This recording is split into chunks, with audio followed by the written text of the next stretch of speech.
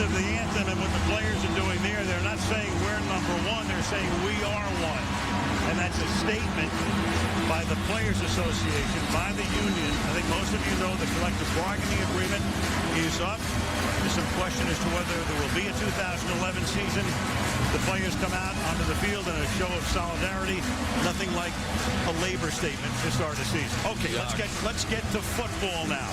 Okay, so speaking of terrible broadcasting, as also I've been looking forward to this. Yeah, on Thursday, it was also on TSN, but luckily it wasn't a TSN broadcast, but it wasn't much better.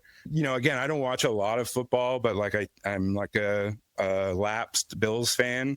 So whenever I watch the ticker and I see that the Bills are in a game that they have to win, or a game that will clinch or whatever, that's they'll have a few of those coming up, I reckon, after a recent skid.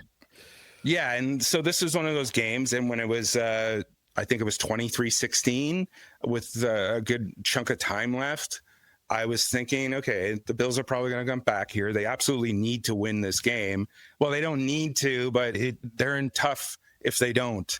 And there was an incredible hook and ladder play on fourth down that extended near the end of the fourth quarter. This is in the last 2 minutes, extended the Bills' drive. And Al Michaels, who, not that I think he's a good person or anything like that, but someone I used to be very much a fan of just because of his cadence and broadcasting aesthetic and just the sound of his voice. I know what you're saying. He had that old school Johnny Carson school of broadcasting, probably smelled like scotch and cigarettes, but goddamn if you couldn't get it. Goddamn if he wasn't sharp. Yeah, and again, as much as I hate Collinsworth, I felt the two of them, when you watched a game with the two of them calling it, it sounded like you were watching big time good football. Yeah, and, the platonic ideal of what football commentary sounds like.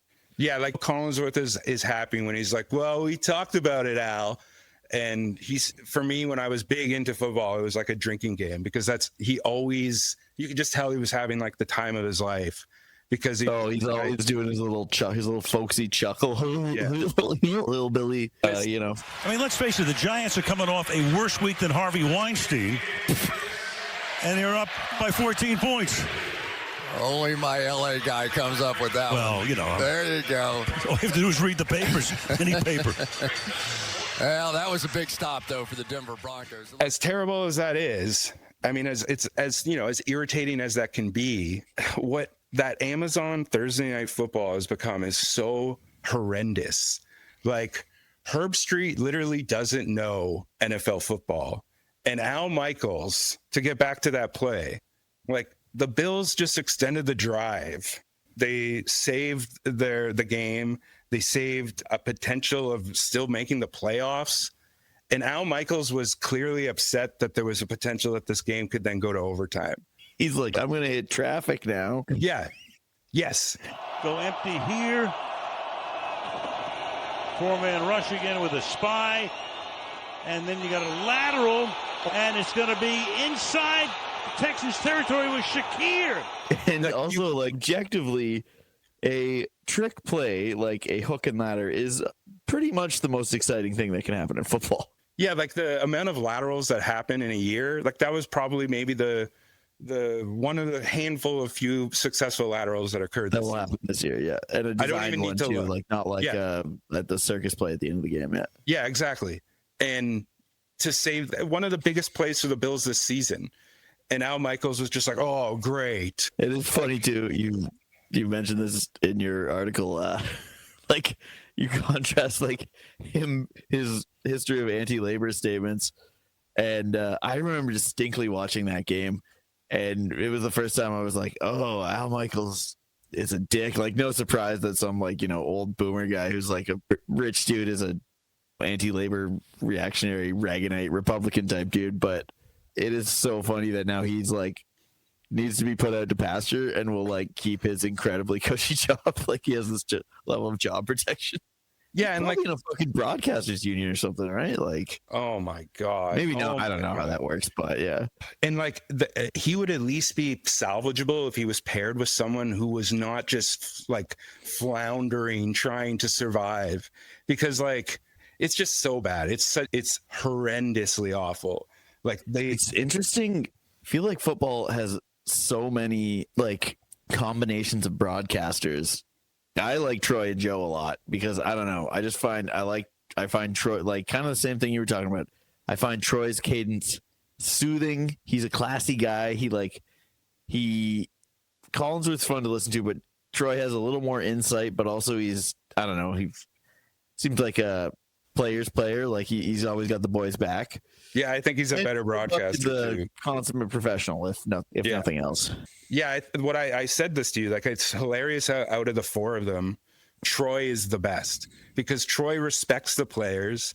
He also doesn't speculate. He doesn't say absurd things. Like that was one of the things when I like first got into football through like gambling and stuff. Like what I liked about Al Michaels is he would always say these like esoteric things that like if you had a bet on the game or if you knew about like futures or possibly like season-long prop bets and things like that, he would like gesture at them, like kind of give like gambling dog whistles in a way without doing it. Yeah, totally. Yeah, and he was very good, tongue-in-cheek, away with words type of guy.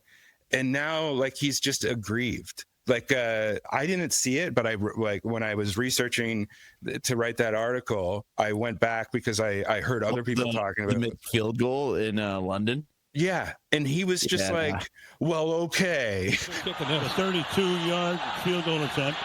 The league wants to take my lunch away because I said before that Riker's only miss was hitting a wire in London. The league says, no, it was an optical illusion. Not what Riker thinks. Anyway, there you have it. We cleaned it up. Always cleaning up our mess. My mess. 24-6 is the score.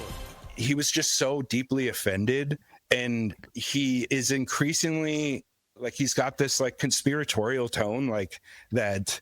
Like I don't even know what it is, but he's just Vegas is cooking his bets or something. Yeah, or that like the NFL wants to discredit him because he's a conservative or something like that. You know what I mean? Oh my God, yeah. He's just like these liberals, like he's like, yeah. Because it's the same thing with nothing like a labor statement to start the season, and like there was Jacobin articles written about that after he said that. Like it was a massive like on the left, like it was a massive thing, and I bet you that Al Michaels literally didn't think anything of that forever. Like he probably thought people got a chuckle out of that. And then it's like, then you fast forward to the Kaepernick, and now we've got Trump fucking rolling himself out during that Commanders game a couple weeks ago. That's the one thing that I love about football fans is like no matter what NFL building you go into, he's gonna get booed. Even if it was probably the Dolphins, I think he would probably get booed. I think that's probably safe to assume. Even in Tennessee or I think he might have got. I forget, but there was somewhere else he got booed. I think I think he showed up at one of the Super Bowls. I think it was the Brady Super Bowl in Atlanta, and he got booed. Yes. Oh, you know what? The other thing I was thinking of is Hulk Hogan's streak of getting booed, but near the end of his career, it was like he was getting booed so much that, and in places where it seemed to have nothing to do with politics and more to do with him being weird. I digress.